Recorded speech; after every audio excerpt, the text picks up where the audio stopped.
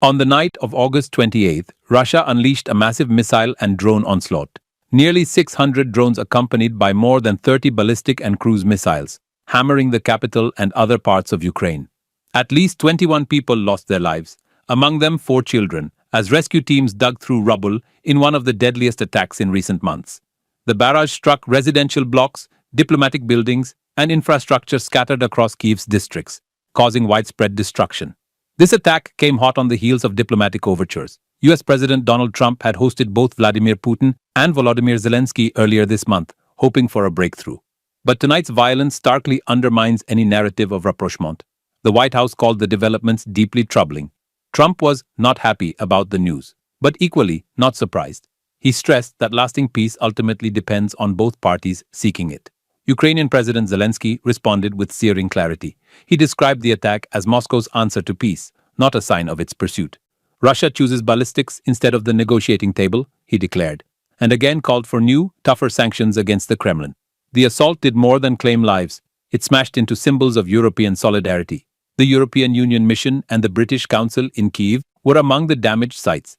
Neither reported casualties, but the political impact was immediate.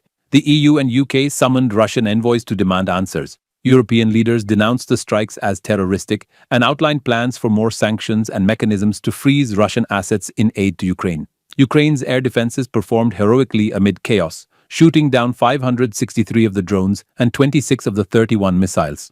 But even one unanswered strike can devastate entire neighborhoods.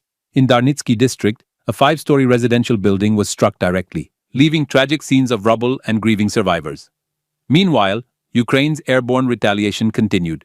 Its drone force struck 2 Russian oil refineries, while the United States announced approval of an $825 million arms package to help bolster defenses. This night's carnage is not just another chapter in a brutal war. It highlights how fragile diplomacy has become.